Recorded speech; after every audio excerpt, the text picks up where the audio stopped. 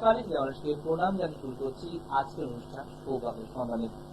আজকে যখন আমি আমার চেম্বার হাওড়া থেকে ফিরছি চ্যানেলের উদ্দেশ্যে, এই তাপ গরমে, এই দগ্ধ গরমে, এই প্রচন্ড অস্থির গরমে যেখানে সাধারণ মানুষের নাকানি চুমানি খাচ্ছে, সানস্ট্রোক হওয়ার ভয়ে, রোদ্দুর লেগে যাবার ভয়, হঠাৎ করে বড় মানুষেরও দেখা যায় রাস্তায় হাঁটতে হাঁটতে অসুস্থ হয়ে পড়েছে, তাকে জল দেওয়া হচ্ছে। ভাবুন, এই সময় প্রতিটি মানুষ চায় একটু ঘরের কোনায় বিশ্রাম নিতে।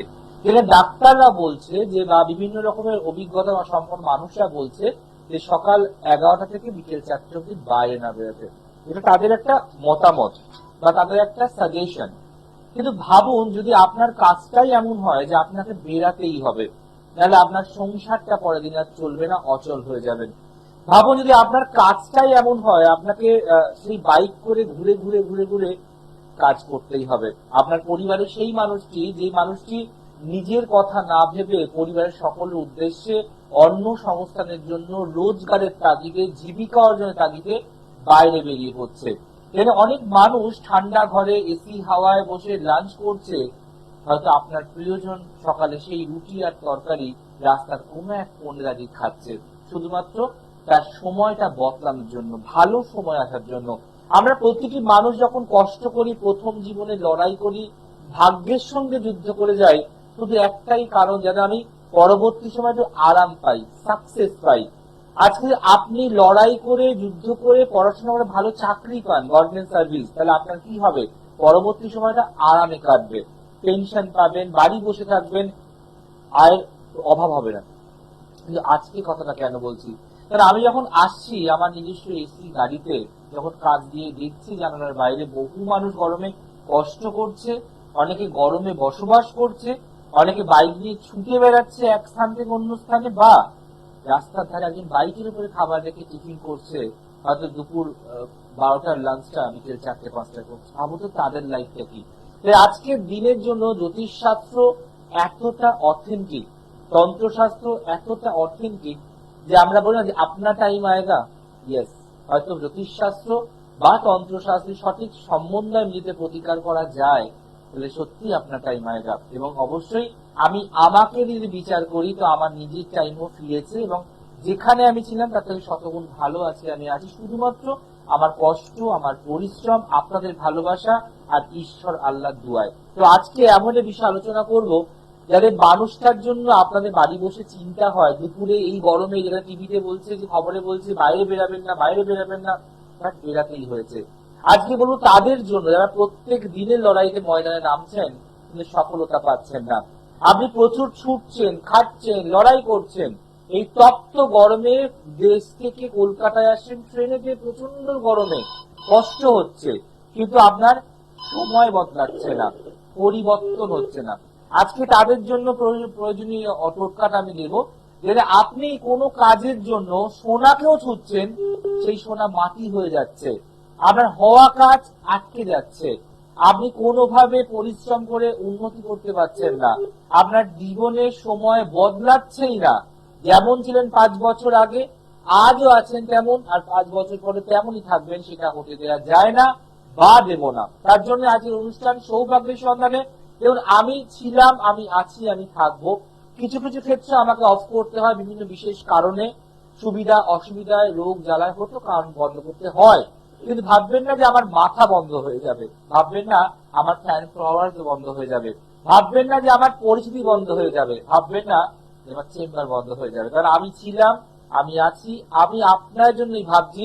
এতদিনের যে গ্যাপিং, তার মানে কিছু নিশ্চয়ই আমি কাজ করছিলাম, তাই আসতে পারিনি। আজকের বিষয়, যেখানে আপনারা সময় বদলানোর লড়াই করছেন, যেখানে আপনার টাইম আয়েগা কবে ভাবনা চিন্তা করছেন, যেখানে আপনি সোনা ছুলে মাটি হয়ে যাচ্ছে, আজকে কি এমন টোটকা বলবো যে আপনার সময়ও বদলাবে আর অবশ্যই মাটি হবে সোনা। আজকের বিষয়, আখের ছিবড়ায় জ্বালালে ধুনা, সময় বদল হয়ে মাটি হবে সোনা। আখের ছিবড়ায় জ্বালালে ধুনা, সময় বদল হয়ে মাটি হবে সোনা। অবশ্যই সুন্দর টোটকা। আখের ছিবড়া কেন বললাম সে বিষয়ে বলবো। আর যদি আপনি আপনার সময় বদলাতে চান এবং মাটিকে সোনায় পরিণত করতে চান, তাহলে অবশ্যই খাতা পেন নিয়ে বসে লিখুন। দেখে ফার্স্ট কলার কে আসছি আলোচনার বিষয়। নমস্কার। নমস্কার স্যার। বলুন, কে বলছেন? আমি দেবনাথ। জানবেন কার সম্বন্ধে? আমার সম্বন্ধে জানবো। Date of birth? 23শে সেপ্টেম্বর 2005। জন্ম সময়? রাত্রি 9:03। আচ্ছা, 2005 রাত্রি 9:03। হ্যাঁ, 23শে সেপ্টেম্বর। হ্যাঁ, জন্মস্থান কোথায় বোন? নবদ্বীপ। নবদ্বীপ। কেমন লাগছে অনুষ্ঠান? আপনার অনুষ্ঠান ভালো লাগে স্যার। কতদিন দেখছো বা চেষ্টা করে পরে লাইনটা পেলে? চেষ্টা করছি প্রায় আমার ধরুন 2-3 মাস ধরে চেষ্টা করছি। ওকে, কিন্তু কেন বোন এত চেষ্টা কেন আমার প্রোগ্রামে জানার জন্য? আরো তো জ্যোতিষ প্রোগ্রাম প্রচুর হয় চ্যানেলে। স্যার আপনি যদি টোটকাগুলো দেন, ওগুলো যারা যেতেও পারে না তারাও উপকৃত হতে পারে। যে সপদে যে অনেকে আছে অর্থ লোভী, যে দিতেই হবে তাদের টোটকা দেবো না, নাহলে কিছু ভালো কিছু বলবো না। একদম একদম।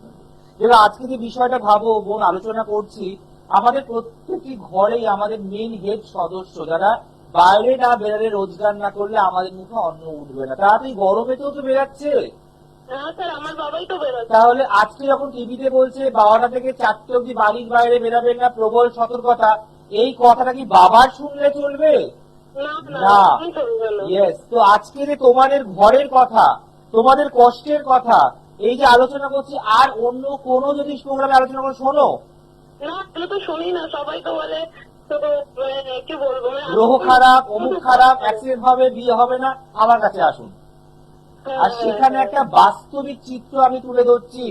আর যখন আমি আসছি আমার গাড়ি করে চ্যানেলের উদ্দেশ্যে, দেখি বহু মানুষ এই গরমের মধ্যেও অটো করে যাচ্ছে, বাসে যাচ্ছে, মোটর সাইকেল যাচ্ছে, স্কুটারে যাচ্ছে। সেখানে আমার মনে হলো যে আমি তো অনেক ভালো আছি, বাট তাদের কি, যারা সত্যি আজও কষ্ট করছে, জীবন উন্নতি বলে কিছু পাচ্ছে না, তাহলে আজকে টোটকাটা হবে তাদের জন্য। তো এই অনুষ্ঠানটা, এই টোটকাটা ভালো লাগছে তো? চলো আর কোনো কথা না, ঢুকছি তোমার মেন হরোস্কোপে। তোমার জন্ম বার হচ্ছে শুক্রবার। এবার আমরা মেন হরোস্কোপে ঢুকছি। লিখে রাখো, তোমার বিষ লগ্ন, বিষ রাশি, নক্ষত্র রোহিণী। ঠিক আছে? প্রথম কথা বলো বোন, তুমি মাথা একটু ঠান্ডা রাখবে। মাথা বলছে অনেক সময় অনেকের মুখের ওপরে এমন অপ্রিয় সত্য কথা বলে দেবে, তারা নিতে পারে না, তখন তাদের গায়ে তুমি খারাপ হয়ে যাও। দ্বিতীয় কথা হচ্ছে তোমার চটজলদি ঠান্ডা লেগে যাওয়ার প্রবণতা, সর্দি এসে যাওয়া, সিজন চেঞ্জ হলে তুমি রোগে ভোগে ভুগতে পারো। জন্মচার্ট বলছে তোমার জন্মচার্ট অনুযায়ী তোমার কমার্স বা আর্টস নিয়ে পড়ার চার্ট, কিন্তু পড়াশোনার ক্ষেত্রে হঠাৎ করে কোনো বাধা আসতে পারে, ওভারকাম করতে হবে। গভর্নমেন্ট সার্ভিস চাকরি প্রাপ্তির প্রবল যোগ আছে, কিন্তু বিবাহিত জীবন, প্রেমের জীবন, গাঢ় বন্ধুত্বের জীবন, ভালোবাসার জীবনে প্রবল সতর্কতা। কারণ তুমি যেহেতু মাঙ্গলিক দোষের মধ্যে আছো, আবার সপ্তমপতি মঙ্গল, তাই মনে রাখবে ভালো বন্ধু, ভালো বান্ধবী বা ভালো লাগা, ভালোবাসা, এগুলোর আগে জটক বিচার ছাড়া পাওয়া দেবে না।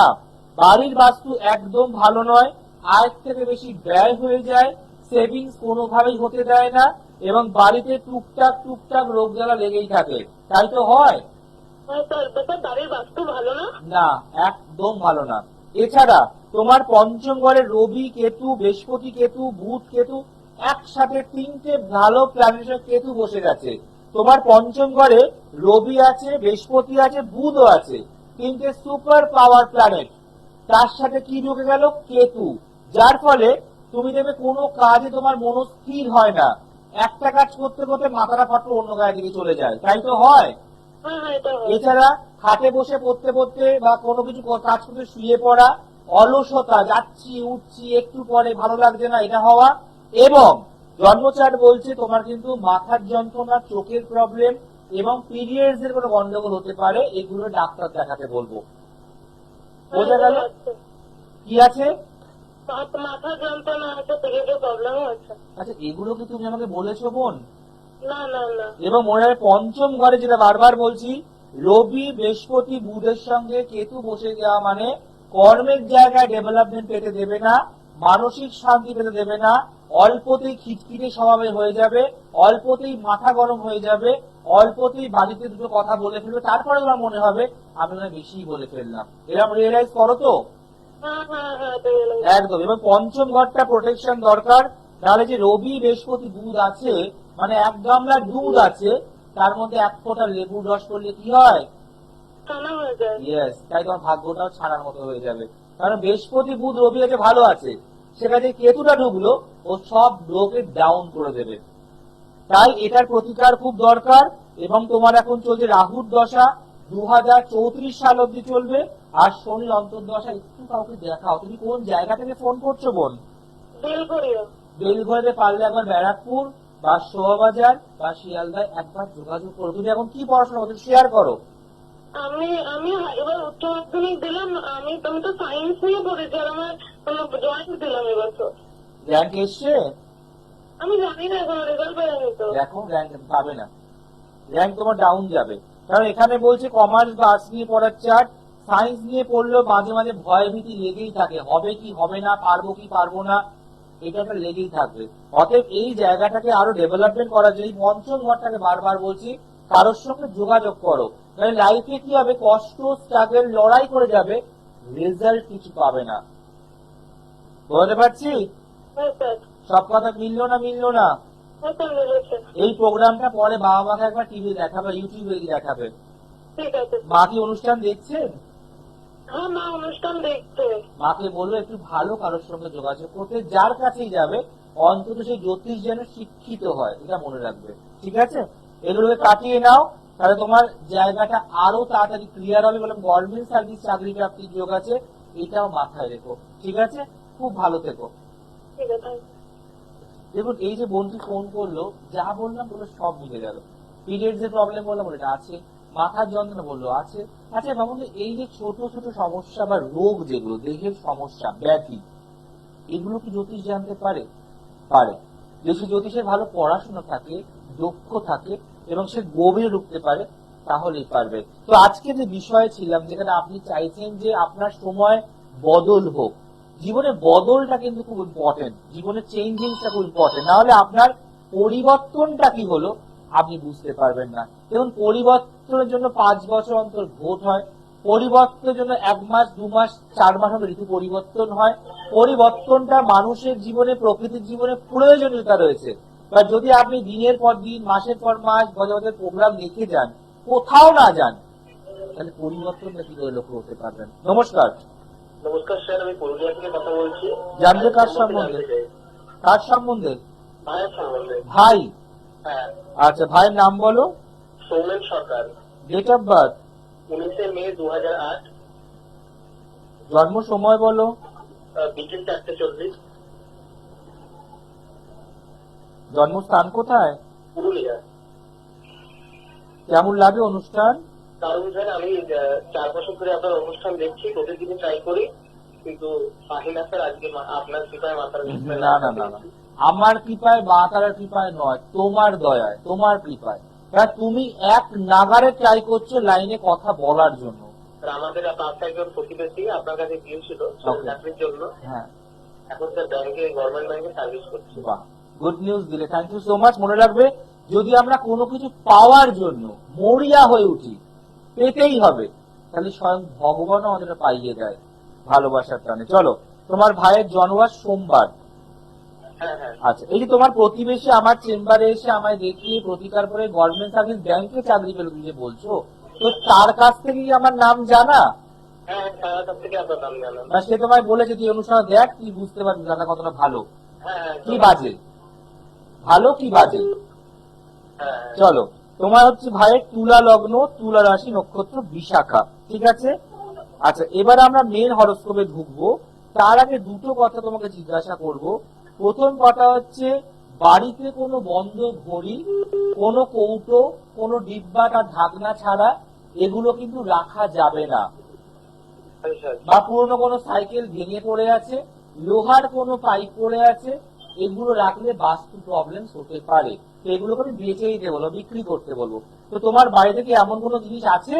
হ্যাঁ হ্যাঁ হ্যাঁ হ্যাঁ। কি আছে ভাই? সাইকেল। সাইকেল। তাই এটা কি আমার জানার কথা?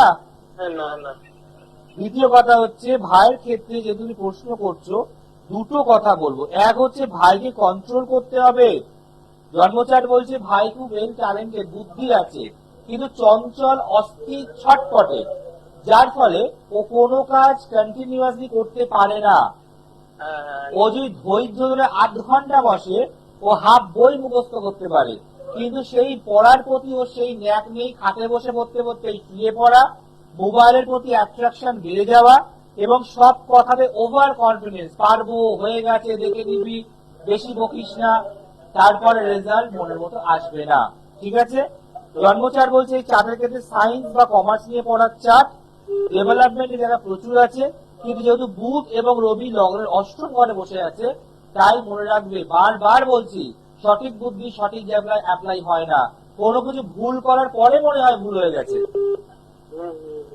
মঙ্গল কেতু ছন্নছায়া যোগ করছে, ভাই যদি সাইকেল চালায় তাই 2024 নভেম্বর মাস অব্দি একটা কিন্তু ওর পড়ে গিয়ে কোমর, হাঁটু, মাথায় চোট আঘাত লাগার যোগ কিন্তু চলছে। তাই তাকে সাবধানে সাইকেল চালাতে বলতে পারো বা স্কুটি চালাতে সাবধানে। এবং এখানে এখন তার ভাইয়ের চলছে শনির দশা, শুক্রের অন্তর্দশা। পড়াশোনায় ভালো, কিন্তু যেহেতু চঞ্চল, অস্থির, ফিকেল মাইন্ড, অধৈর্য, অনেক কিছু আছে, কিন্তু ব্রেন ভালো আছে, একটু সামান্য তাকে ধরে রাখলে এই ছন্ন ছাড়া যোগ, নীল সরস্বতী, রাহুর প্রতিকার করলে আগামী দিনে যদিও মনে করে সায়েন্স বা কমার্স নিয়ে এগাতে পারে, খুব ভালো ইঞ্জিনিয়ারিং হওয়ার চাট, বিটেক করার চাট, অথবা যদি ল নিয়ে পড়াশোনা করে তাহলে ভালো একজন লয়ারও হতে পারবে, এটা ভবিষ্যৎ বলছে। এবার তোমার প্রশ্ন বলো, ভাই এখন কি করছে? এখন ক্লাস 10 পড়ছে, 25 মাধ্যমিক দেবে। ওর ইচ্ছা কি নিয়ে, সায়েন্স না কমার্স? না স্যার, এখন 10 পড়ছে।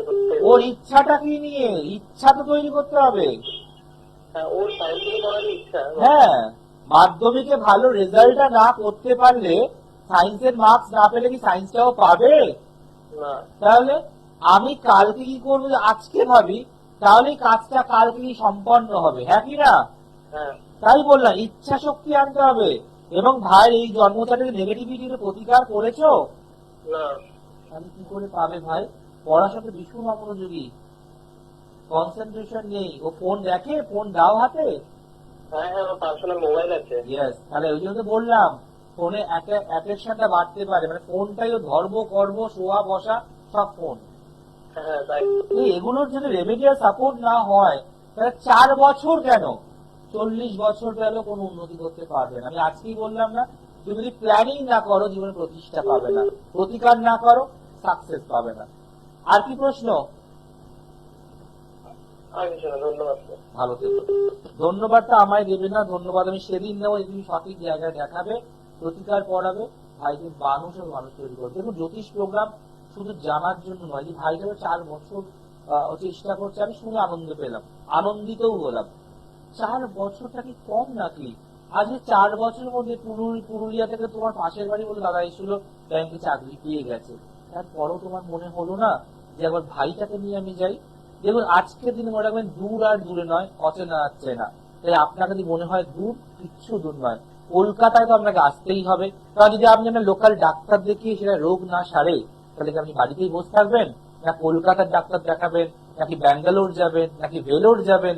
আপনাকে মোট কথা সুস্থ হতে হবে, তাই আপনাকে ছুটে আসতে হবে। যদি প্রতিকার প্রতিবিধান করতে চান তাহলেই আসবেন, তাহলে আসতে হবে না। এইভাবেই ভুগবুন, এইভাবেই থাকুন। আর অনুষ্ঠান বছর বছর দেখুন, সকলে ফোন করে বলে উপকার পেয়েছি, ভালো আছি, চাকরি পেয়েছি, কিন্তু আপনার শেষ। কারণ যার 9 হয় না তার 90 গিয়ে হবে না। যার জন্য ছিলাম যে আখের চিবড়ায় জ্বালালে ধুনা, সময় বদল হয়ে মাটি হবে সোনা। যদি আপনি চান যে আপনার সময় বদল হয়ে মাটি সোনা হয়ে দাঁড়াক, আপনার জীবনটা সোনায় পরিপূর্ণ হোক, আপনার সংসার সোনার সংসার হোক, তাহলে আপনাকে টোটকা অবশ্যই করতে হবে। কিন্তু মনে রাখবেন, আমার সমস্ত দেয়া টোটকা সাময়িক রেজাল্ট দেবে, দীর্ঘস্থায়ী কোনোদিন কারোর টোটকা দেয় না।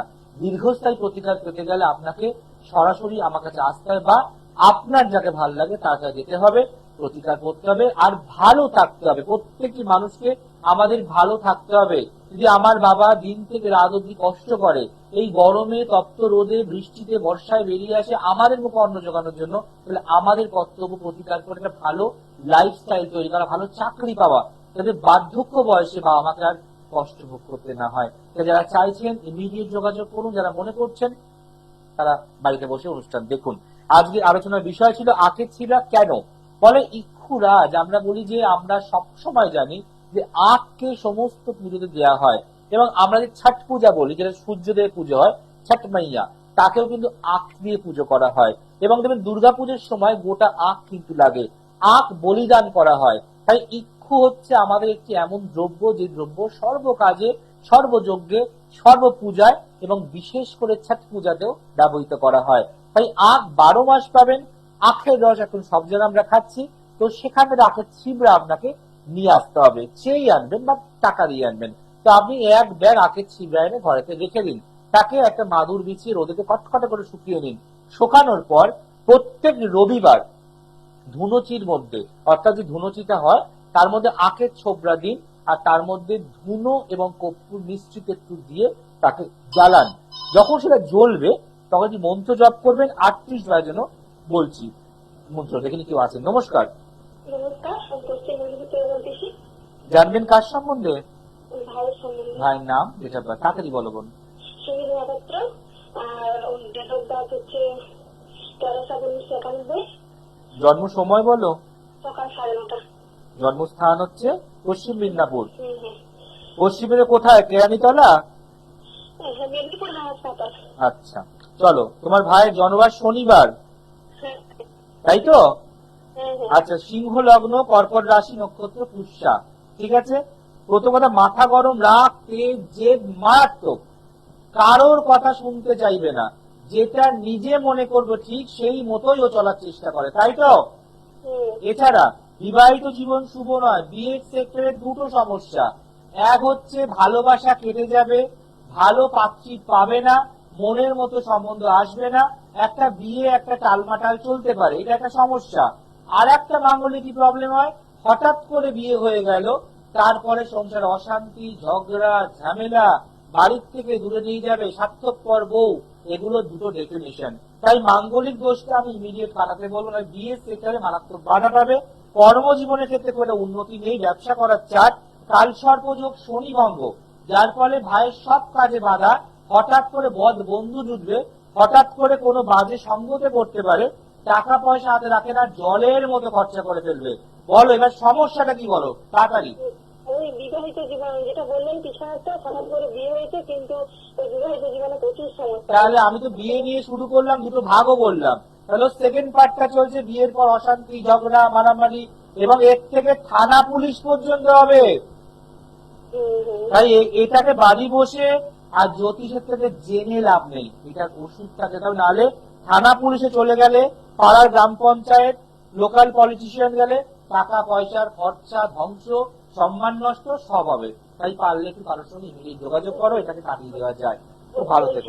মানে যে বউ হচ্ছে, সে কি নিজে থেকে এরকম করতেছে নাকি মানে? দেখো, এটা বলার জন্য আমি বলতে পারি যে আজকে সময় খুব অল্প, তুমি পারলে একবার কারোর সঙ্গে যোগাযোগ করো বা অনলাইনে করো কনসালটেন্সি উইথ চার্জ, ফিস দিয়ে। ভালো থেকো।